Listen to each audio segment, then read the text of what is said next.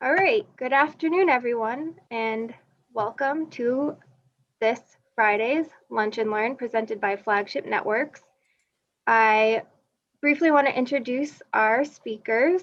So first off, we have Ed Sirignano. He's the Senior Systems Engineer at Flagship Networks. Ed has over 20 years of experience working with information technology. Ed joined Flagship Networks in 2008 and has been working with clients to develop their cybersecurity defenses and address critical threats. Ed led the development of Flagship Sentinel Security Framework, which represents a comprehensive security lifecycle in which each function plays an essential role in defining controls, processes, and technologies to secure an organization. The framework is based on the National Institute of Standards and Technology's Cybersecurity Framework. So without further ado, I'm actually going to turn this over to Jeff Clark, who's the Director of Marketing at Flagship Networks, and he will kick it off. Great. Thank you, Kate. And good afternoon to everyone who's joined us. And as Kate says, I'm Jeff. I'm the Marketing Director at Flagship, and I'm here to cover a few points before about what we're seeing in the market before turning it over to Ed, who, as Kate noted, leads our cybersecurity efforts.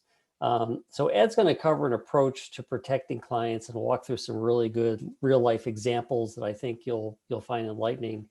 I do want to thank Kate and everyone from the Bridgeport Regional Business Council for giving us this opportunity to present at this program. And again, thank you all for joining. I think you'll find it very informative. So in case you're not familiar with Flagship, we're a technology and managed service provider located nearby in Shelton. We serve clients headquartered throughout Southern New England and the New York metro area. Been around for about 20 years, working with commercial businesses, municipalities, schools, healthcare practices. We've provided the full gamut of IT services, and we definitely try to put our focus on how IT solves your business challenges, whether it's security, cloud, business continuity. The idea is to make sure that IT and technology is serving you and making your operations efficient, profitable, and protected, which is what we're going to be talking about today. So being protected was one of the big challenges of 2020. With the COVID pandemic, cybersecurity attacks rose considerably. As many employees were working from home, organizations may have not set up the right infrastructure in place to make sure everyone was going to be secure. So you can see that ransomware payouts tripled according to the Sophos annual threat reports. And we saw that attacks particularly increased with schools, municipalities, small businesses that may not have had the necessary protections in place. There also were places that had valuable personal information or company information that hackers could leverage and resell. And as noted by Proofpoint, attacks require someone in your operation to fall prey to some intrusion. So all that has to happen, as Ed will walk through some of the examples, is for an employee to click on a link in an email, visit the wrong website, download an app, or run a cloud application that's been compromised to initiate a cyber attack. And as with phishing scams, an email may look like it's from a reputable source, but it's meant to induce you to reveal some personal information, a login, or click on something that will start the attack. And one of the threats that we found that's really hard to plan for is, either internal disgruntled employees who may want to steal information or do something, or just even careless individuals who leave important data out on their desk that somebody else can copy and steal. And we often see these types of external vulnerabilities when we're on site doing security assessments. So the implications of these threats fall typically into one or more of these three buckets. So you're the loss of personal information or company data, financial loss, the disruption of your business, or the damage of your reputation.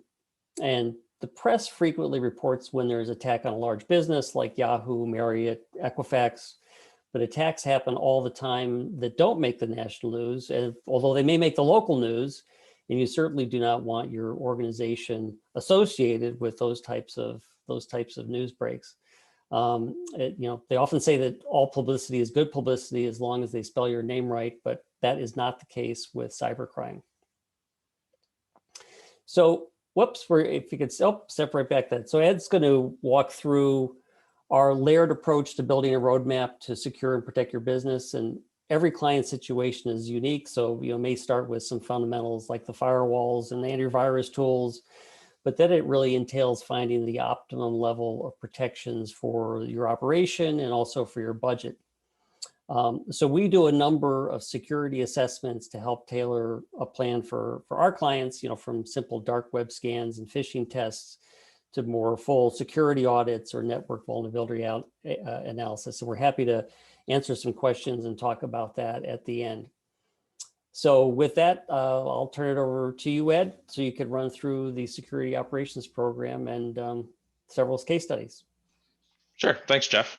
Again, my name is Ed Surignano.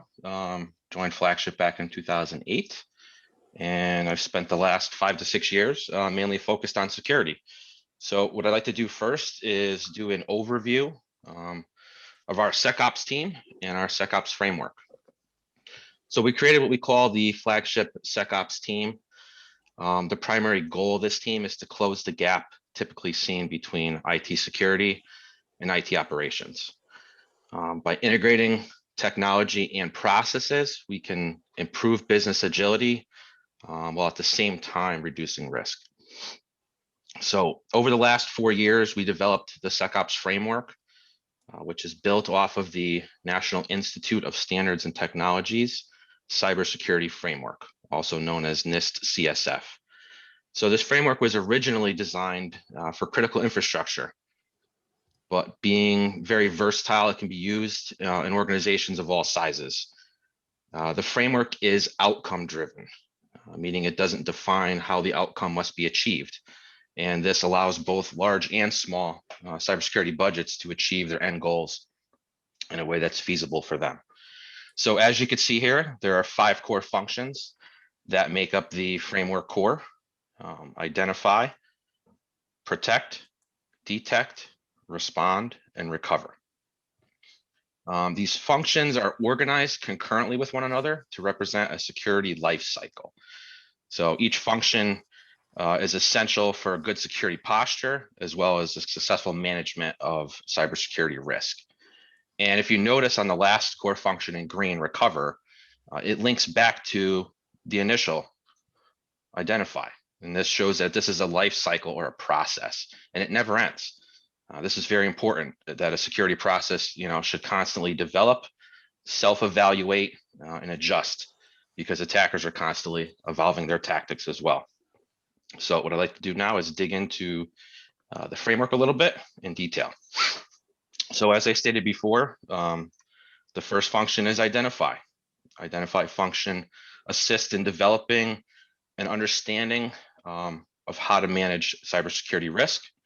And this risk can be to anything within the company: systems, people, assets, data, even capabilities. Being the foundation of the 5 functions, it calls for organizations to develop a better understanding of how to manage risks associated with their systems. And it revolves around pinpointing all the systems and platforms that are included within a company's infrastructure. You can't protect what you don't know about. So let's go through a few example categories and a few examples within this function. So asset inventory and management. Simply put, this would include identifying physical or virtual assets, software, any type of asset within an organization to establish the basis of an asset management program. My example here is very simple: inventory and documentation. Again, knowing what you have, documenting all aspects of the environment, from how something is configured all the way to full network visios, illustrating the flow of data through your network. And second example category is risk management, identifying and documenting any asset vulnerabilities. This can include any business impacts from these threats, along with determining your risk level. This is very important to properly prioritize remediation, and it develops, a strategy for your risk tolerances as well as your remediation goals. And an example here in this category would be vulnerability management, scanning for vulnerabilities, helps you identify your risks, and allows for proper planning and remediation. So now let's move on to protect, to develop and implement the appropriate safeguards to ensure the delivery of critical services. The goal within protect is to reduce the impact of a cybersecurity event by utilizing a combination of both best practices and protecting technology. This revolves around limiting and controlling access to the systems, physical, virtual, as well as putting protections in place to prevent unauthorized access. So protecting technology is a good category under this function. Supporting people and processes with technology can ensure there is security resilience of information systems and assets. This can include hardware and software, like I discussed before, on-site or off-site. Simple example here, antivirus. And next sample category would be awareness and training. How effective are your controls if your end users don't know the security basics? Phishing, spoofing, these are still some of the most successful attacks against organizations today. And employees knowing what to look for can save your company data, can save your reputation. My example here, security awareness and training. It's a very cost-effective way to mitigate many forms of risk. So now let's move on to detect. To develop and implement the appropriate activities to identify the occurrence of a security event. So the detect function enables the timely discovery of a cybersecurity event. This function is critical and it's often overlooked. Your business may have antivirus, but is it managed? Is anyone reviewing the alerts to ensure that there are no issues? The faster an event can be detected, the faster it could be dealt with. This ensures that the effects of the event are minimized. Continuous security monitoring. Systems and assets must be continuously monitored to identify events and verify the effectiveness of protecting measures in place. Good example here would be a security incident and event management, also known as a SIM. It provides real-time analysis and correlation of security events and logs across the network. And this can include servers, applications, even networking hardware such as switches or firewalls. Another thing to note within this function, an example is the importance of not only having these logs from every system, but keeping them immutable. Many times we'll see attackers will attempt to clear or even alter logs to keep their presence hidden. Let me move on to anomalies and event alerting. Events should be detected promptly, and the impact of the event should be well understood.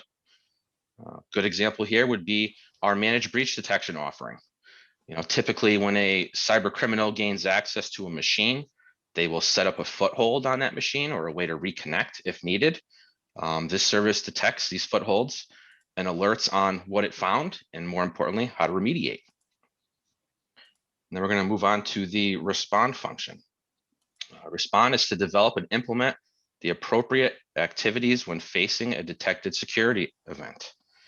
So the respond function supports the ability to contain the impact of an event. And without having this function ready, if needed, delays are created, which creates additional opportunities for actors to expand their reach of the threat, whether it's additional data, ransomware, etc. Good example category here would be mitigation, ensuring information security events detected are dealt with swiftly and efficiently. And again, I'm going to use our managed breach detection here.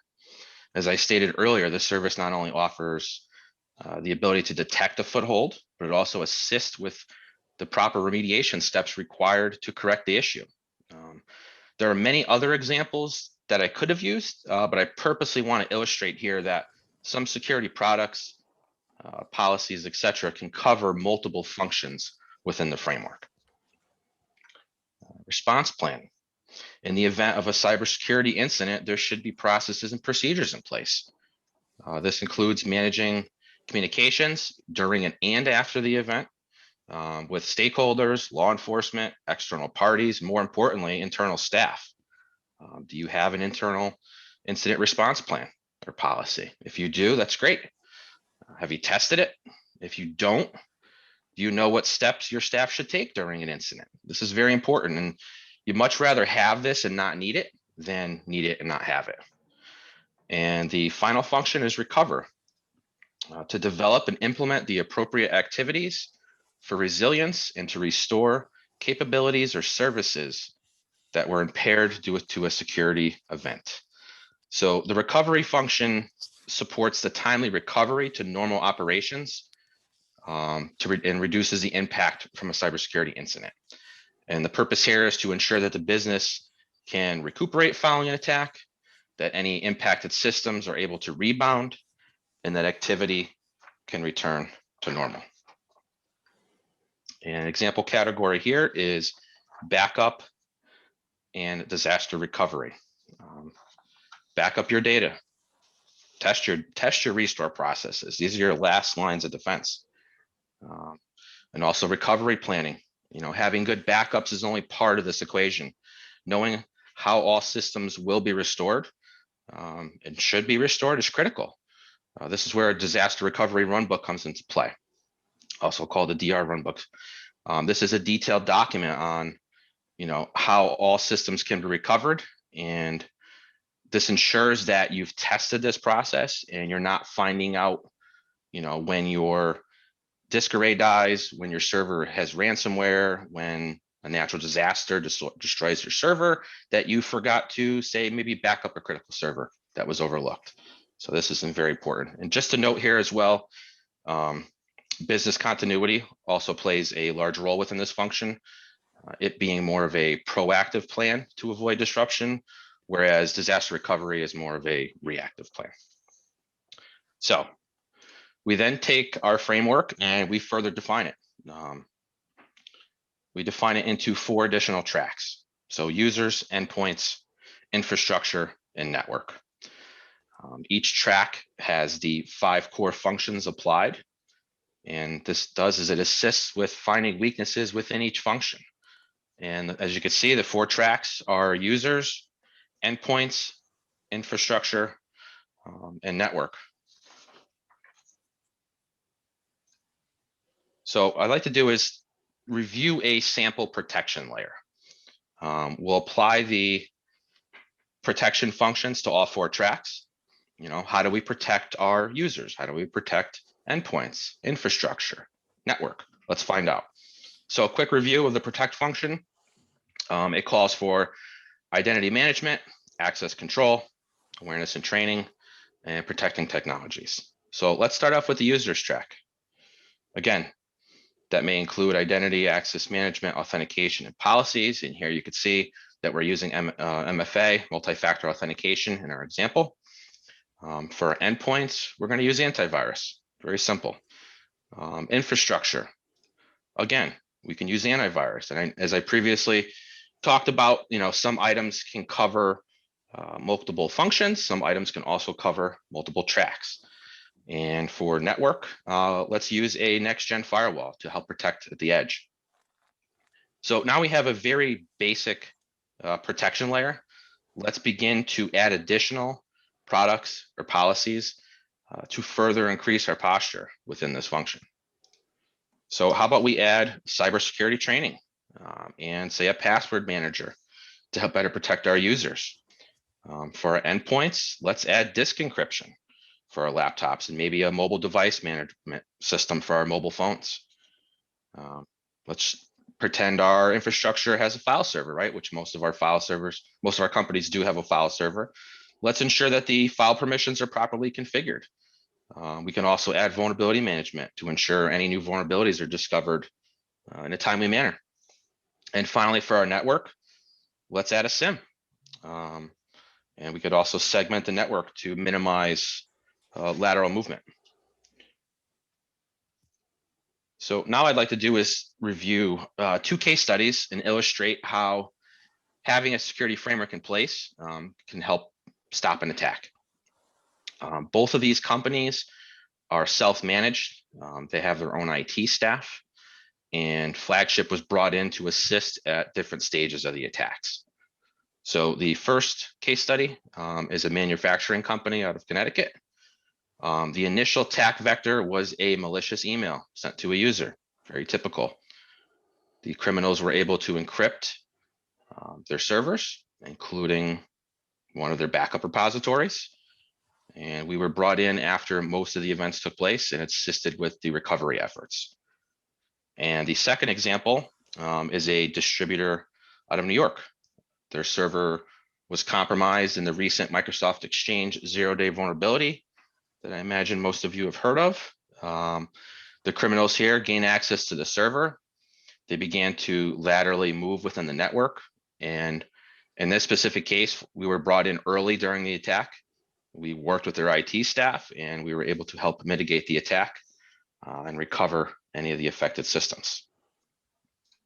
So let's review the first case study a little bit more in depth here. Again, the attacker starts off by sending a malicious email to a user. This user proceeds to open the email, click the link. This link was to a malicious Word document. This document, launched a reverse shell back to the attacker's system. Now the attacker has control of that user's machine.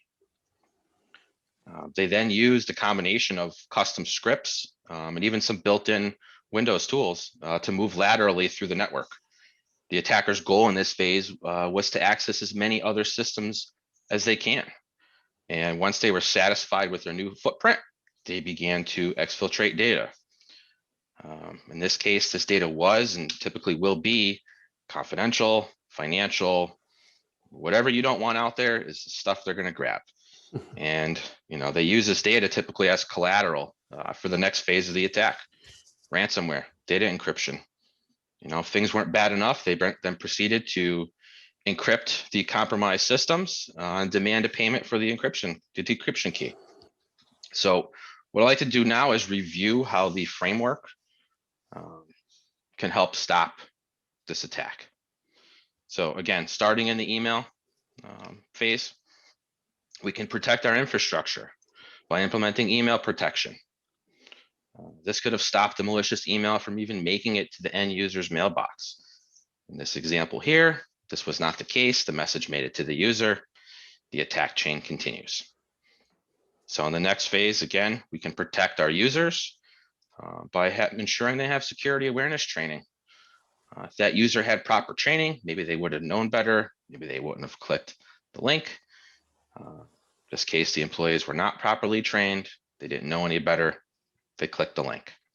So now this machine was also not known to the IT staff. We typically refer to this as shadow IT. The use of a device without the approval or configuration from the IT department. So if this endpoint was identified by a network asset discovery solution, right, this would have ensured IT knew of the system and knew that the system was on the network. Why is this important in this case? Because the machine was unknown to IT. Again, it was not configured by IT. It wasn't properly protected. It didn't have antivirus, which could have, hopefully detected and stopped the malicious code from executing. And the next phase, they could have detected the attacker's traffic on the network using a SIM, right? Collecting logs from every system. This could have potentially detected abnormal behavior of the attacker moving laterally through the network, even potentially stopping it without any IT staff interaction. And one thing to note here, some of these stages will be purposely done off hours when IT is not working. This will give attackers, potentially more time to do harm, as they understand that if IT staff is home, they're, most likely not actively monitoring the system. So this is where having proper alerting, and escalation chains, 24/7 monitoring can play a major part in stopping an attack such as this. So now let's move on to the data exfiltration phase, where an incident response plan could have stopped the exfiltration of data. This plan could have required all affected systems be disconnected from the network as soon as the attack was detected. Again, having this type of policy and procedure to follow when something like this occurs can be detrimental to minimizing the effects. And finally, the data encryption phase, if all the systems were backed up and those backups were properly protected, the affected workstations and servers could have been restored with minimal data loss. So Now I'm going to step into the parts distributor case study and how our early involvement utilizing our framework assisted with stopping this attack from fully progressing. So as I mentioned before, this company had a vulnerable Microsoft Exchange server that was exploited by the attacker. They set up a foothold on the server. This will typically be the first thing they do to ensure they can reconnect if needed. And then they attempted to set up a cryptocurrency mining operation. Note that I used the word attempted. We'll come back to that. Next, they again attempted to move laterally through the network onto other machines, trying to maximize their profits. They then installed Dridex, which is a sophisticated banking Trojan, onto one of the machines that they gained access to. And what was their next steps? Likely ransomware. Fortunately, we're not sure because this attack ended before it could fully progress. So what I'd like to do is review how the framework helped mitigate this attack. So from the identify function, infrastructure track, vulnerability management, right, would have assisted ensuring that the system vulnerabilities are known. This specific vulnerability was a 0-day, meaning it's brand new. It was, many times unknown or recently known to the software vendor. In this example, the company did not have a vulnerability management system in place. The system was left unpatched. We started our involvement in this incident by patching the Exchange server to block any future attempts to exploit. To help detect incidents on the infrastructure and endpoints, we deployed our managed breach detection service, which alerted us to these remote web shells active on their Exchange server. We were able to quickly identify and remove this foothold, and in turn, cut off the attacker's access to the system. To better protect the infrastructure and endpoints, we recommended they install a managed antivirus solution. In this case, Sophos. Sophos was able to detect the cryptocurrency mining files in place and remove them. And this allowed us to quickly remediate this phase of the attack. In the lateral movement phase, again, managed breach detection, agents alerted us that there was lateral movement within the network. This early indication of this within this phase is crucial to minimizing the impacts. And last but certainly not least, utilizing our incident response plan from the respond function, we properly assessed the situation and we requested that all the machines be disconnected from the network. We then assisted with scanning and verifying all machines were clean before allowing them back onto the network. So as you can see, this attack chain was stopped mid-execution and damage was minimized. So I hope these two case studies illustrate how an effective security framework, which is in place, can use multiple layers to all work together for the same purpose, to minimize risk. And with that, so we covered a multitude of processes, procedures, within the framework, each with the intent on increasing security and reducing risk. So what you're looking at here is what we call our impact versus investment chart. The goal here is to illustrate what impact a given item will have on your security posture and at what cost. So on the vertical axis, far left, you could see items higher on the chart have more impact on security than items lower. And on the horizontal axis, you could see items to the left will typically cost more than items on the right. We've designed this to read similar to a Gartner Magic Quadrant graph, where items within the top right quadrant are typically going to be your lowest cost, highest impact, best bang for your buck type of items. Now, just a note here, the actual numbers for both items, right, for both the security impact and the investment cost are obviously going to be different for each company. So we'll typically work with our clients to develop their security roadmap, generate this data, and this in turn helps with planning and decision making on what items to complete first. So what's next? Complete a cybersecurity assessment. Remember, we always start within the identify function. within the framework, and cybersecurity assessment is the perfect place to start. Establish your objectives. Good cybersecurity is good risk management. Knowing the likelihood of a threat and the impact that it may have is key to planning your remediation goals. And then you can proceed to build your cybersecurity roadmap. Defining a roadmap can help align security processes with business goals. And it's very important to know where you stand today and to know where you need to be. And with that, I'm going to open it up for any questions. I don't know if Jeff, are you monitoring the Q&A? I don't know if we have anything. I was monitoring the Q&A, and there is nothing in the queue. Okay, so does that mean I did a good job? Yes, everything was very clear. And I just want to jump in and say thank you so much, Ed, for that presentation. And again, welcome folks to put their questions in the Q&A. And I actually had a question. Awesome. If I can ask. Sure.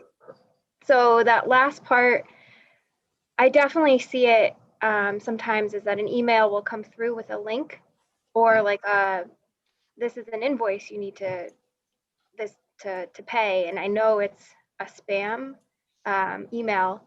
I have a question. So if I were to click that link, would the infiltrators automatically get access to the system, or would I have to then input like something into a form or whatever they might ask for that's obviously not real, if that makes sense? So it's really going to depend on the type of attack. A lot of these attacks are going to be more of a phishing type of attack where they send you a fake link. Maybe the link is to a website, right, that looks like a Office 365 login or a Gmail login or something like that. That's them phishing for credentials, right? So you would actually have to physically type in your credentials and hit submit, and then they have them. There are other methods that they can use, and that's going to be typically seen within, software vulnerabilities. When there's a major Windows vulnerability or Adobe, Acrobat Reader vulnerability, they will try to chain those vulnerabilities together and make it into something that, you click on the link and it downloads a file and exploits a vulnerability in your system and automatically does something. So yes, it is possible. I would say you're definitely more likely to run across a phishing type of attack, but the potential is there. So you definitely want to, be very cautious with clicking anything if you're not 100% sure where it came from. So. And sometimes it's so difficult because the criminals just do such a great job of making something look like it's from somebody you're expecting, or Adobe or Microsoft or wherever, and so it's always important to just kind of double check and see if there's something wrong with either the email address or URLs or whatever. You'd say, this isn't likely from them. Correct. So I by the way, I know people, I just want to make sure people may be signing off at some point, and I dropped our contact information in the chat if people want to follow up with questions afterwards, but certainly be interested if there are any more questions. Actually, one just came in. Are customers able to send in suspicious emails for analysis? And I assume that means to us for analysis.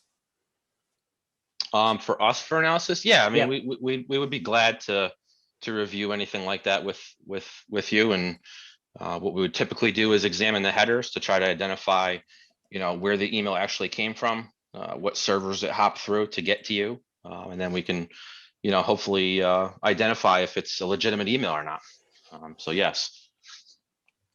Another question which just came in on the Q&A is, what are some, can you briefly touch on cyber insurance? Sure.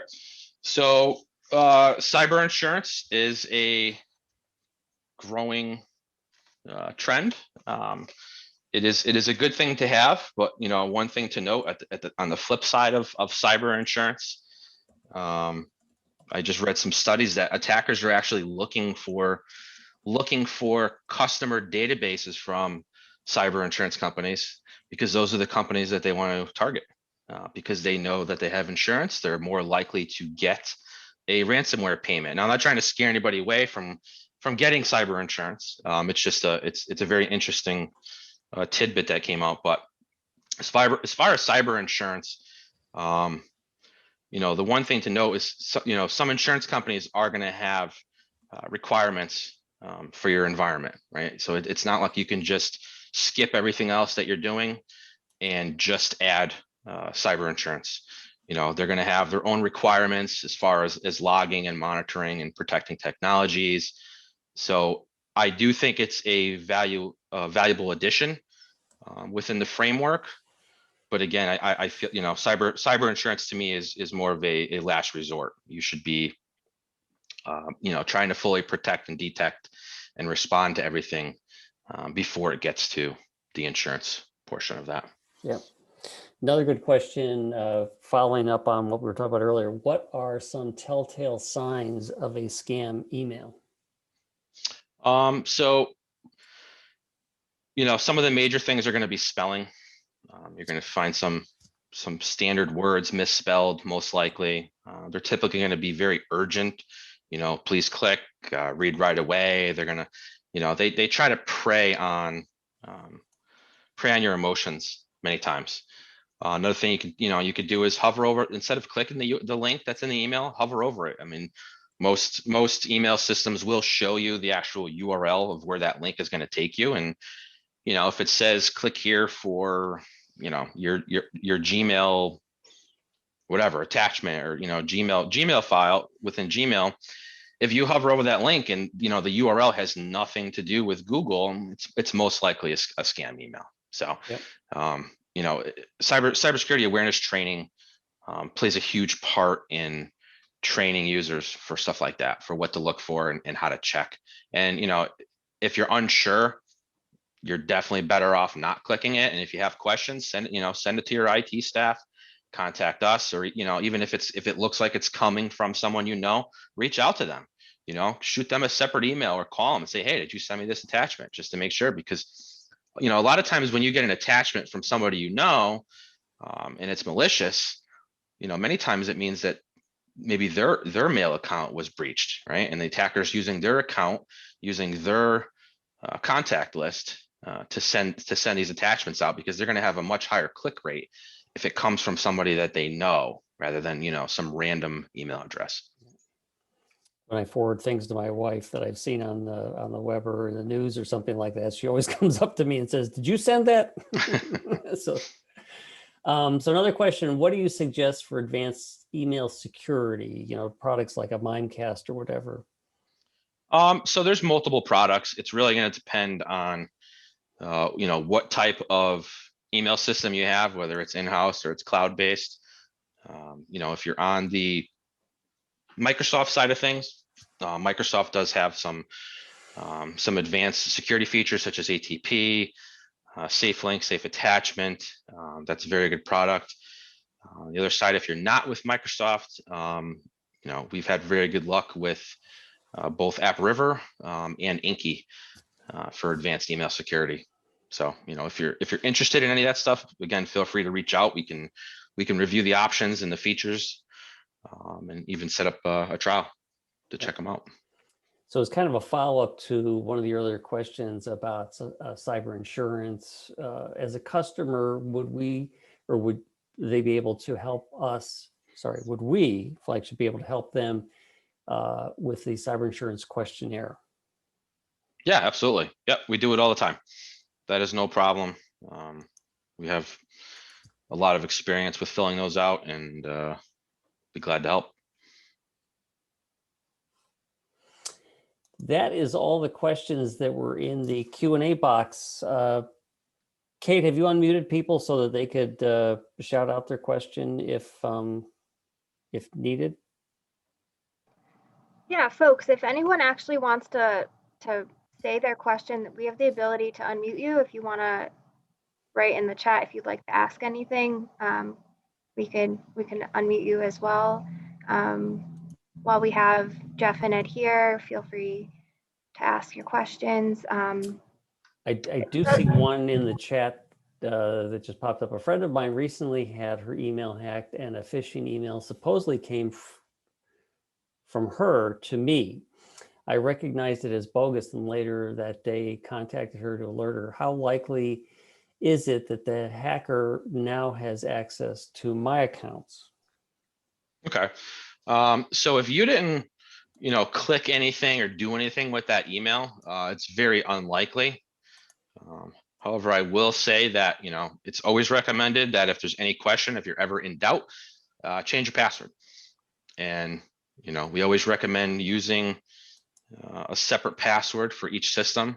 Don't use the same password on Facebook as you would, your company email. Because attackers know, they know people reuse passwords.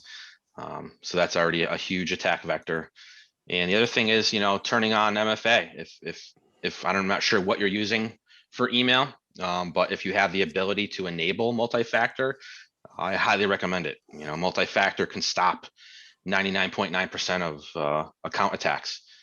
So it's definitely recommended. Yep.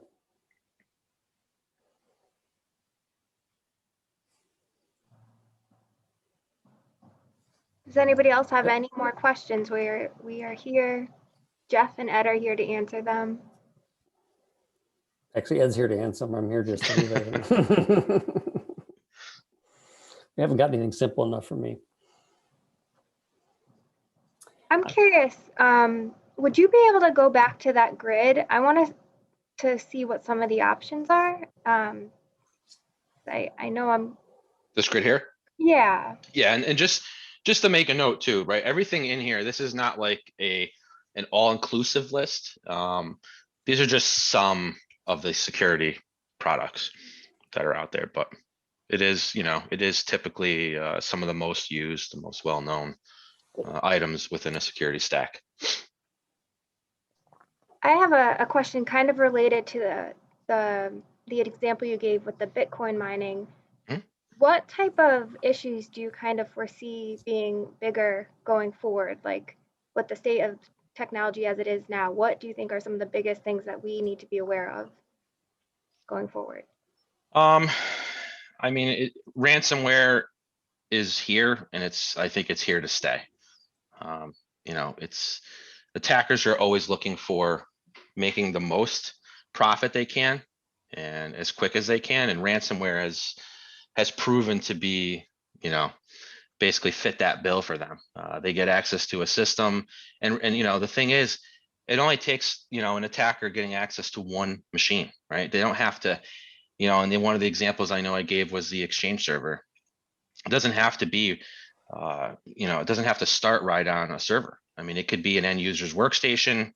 Like I showed, that you click a link, they have access, they can move around the network from there, right? If the systems are not properly secured, if you're using shared passwords, if you don't have network segregation and segmentation configured, and all these things are not a 100%, guaranteed you're going to stop the attack, but we're trying to set up layers within security or the framework specifically to help slow them down, or and eventually stop them.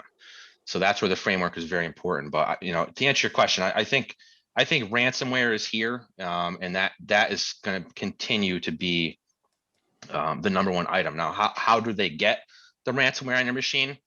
They're going to use whatever the latest and greatest vulnerability is, or attack vector that they can. I mean, they are constantly evolving too.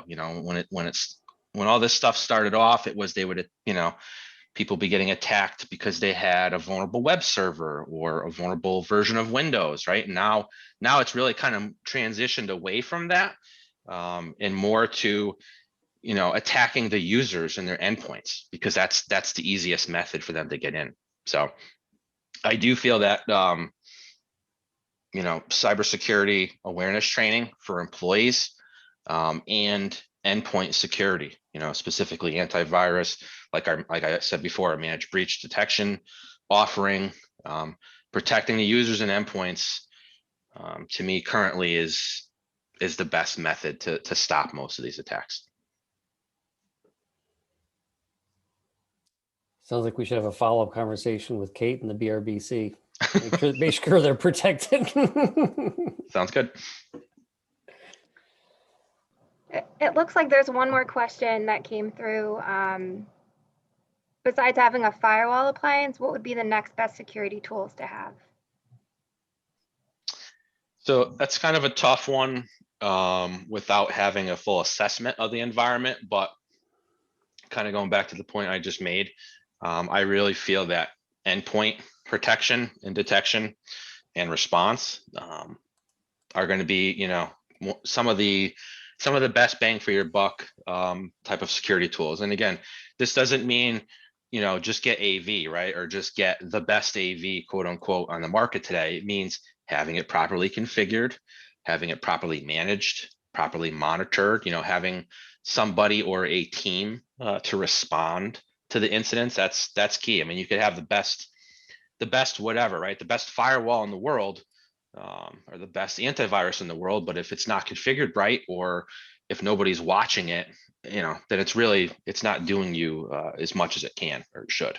So I saw another one as well. Given the pandemic, we have staff working from home. What are the biggest problems this creates, and also the most important things to do to combat and protect multiple locations? yeah, so with everybody working from home, you know, we very quickly stepped away from the you know, firewall, you know, being the master, right? I mean, that was what protected everybody. You went to the office and you're behind this corporate firewall. Well, we kind of lost all that. And not every company has a next gen firewall that's doing antivirus, you know, and intrusion prevention and all these other next gen features. But really, with everybody working from home, it's going to come down to protecting those endpoints and ensuring, you know, who's using that machine is supposed to be on that machine, right? So, you know, a couple things you could do is make sure your employees that are working from home have a company issued computer, right? Something that you can control, that you could define what runs, what can't run. You know, you can ensure it has the company antivirus on it and the correct policies. And, you know, there's going to be policies and procedures too to go along with that, you know, acceptable use policy for your users to make sure, you know, the person work from home doesn't let their kid use the computer at night, right? Because that could be a huge security issue too. Not that the, you know, their kid's going to purposely get on the laptop and connect to the VPN, but, you know, maybe they're surfing the web and they click the wrong link too. So really protecting those endpoints and having good visibility into the status of those machines is critical right now with this work from home situation. And is it also helpful to have something that's going to go out and discover everything that's connected to the network, because many of those things may be at somebody's home? Yeah, you can. I mean, obviously, in a perfect world, you know, everybody working from home would have a separate network, right? Just for business communication. But that's where, you know, VPN technology comes into play, right? When you do a VPN from your home office, a computer from your home office to work, you're typically going to want all traffic that comes and goes from that machine to go to the office. And that kind of ensures that your computer is not communicating with anything else, you know, on the home network. So it's tough. It's very tough right now to manage all these devices in different places, but you know, and the reality is I can't see it going back, right? I mean, we have this workforce that's working from home now. Yes, some people are going to go back to the office, but let's face it, everyone's not going to go back to the office, right? The work from home force is going to be, you know, increased dramatically, I think, from now on out. So again, that's going to, you know, put more stress on protecting the endpoints and protecting, you know, the user, rather than, you know, the old traditional perimeter security with a, you know, network firewall, which is still important. I'm not saying the network firewall, you know, goes out the window now, but it definitely loses a little bit of its value, right? Because not everybody's behind it anymore. Yeah.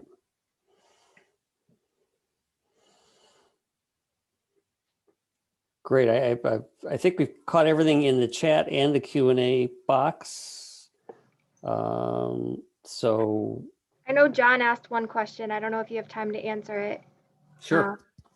Is the protection that Optimum gives you any good?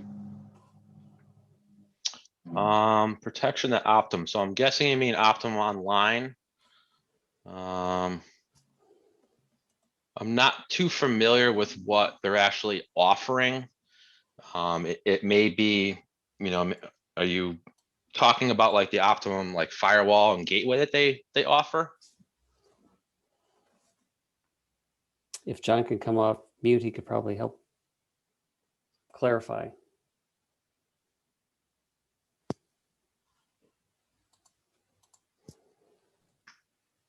Hey, John, if you want to ask and come off mute, you can, or follow up in the chat. And if not, that's fine too. Optimum Online, he said. Okay, so yeah, so I'm guessing it's, he's referring to what they offer with their internet service. I mean, is it any good?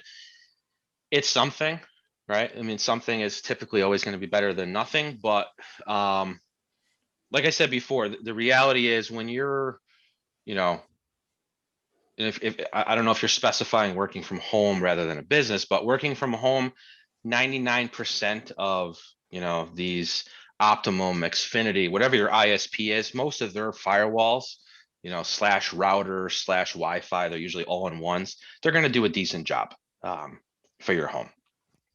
But again, your attack vector for your home internet is much lower than your attack vector for, say your corporate internet, right? I mean, you're not going to have, services open to the internet, like an email service, right? Or a web service. You're not going to have stuff like that open to your home internet. So that's automatically going to just take the attack vector and cut it way down.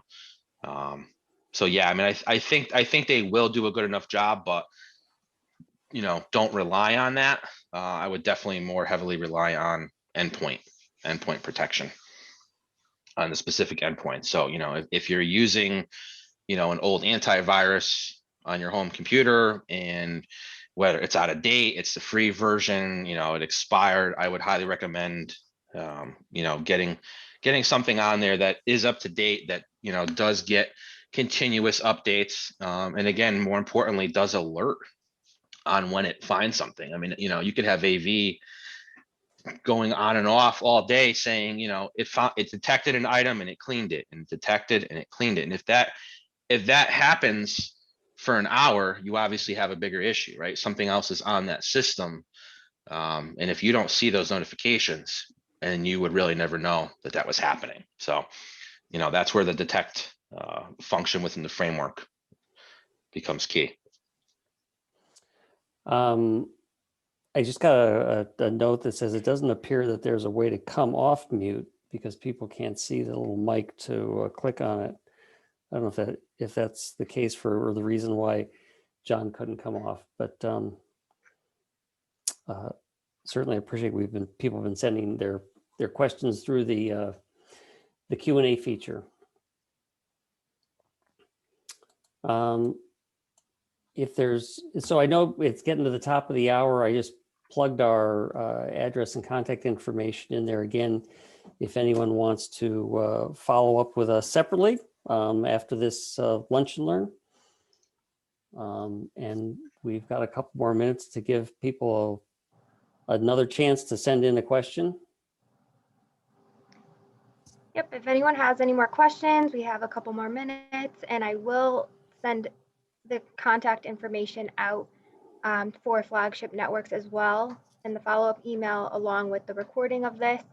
But thank you all again just for attending. We are happy you spent your lunch hour with us this Friday. And very much thanks to Jeff and Ed from Flagship Networks for presenting on this topic. I know it can be quite a complex topic, and I think they broke it down really nicely and gave a lot of great solutions. So I appreciate that. And especially those tips. I think there's always ways to protect your network and do more. So I do appreciate that. Yeah, well, thank you for hosting us. This has been great. And thanks for everyone who attended. I hope they had lunch Now it's time for Ed and I to get some ourselves. I was just going to say that. So thanks again, everyone. You'll get a follow-up email shortly, and feel free to reach out to them. And I appreciate it. Thank you. Thanks, everybody.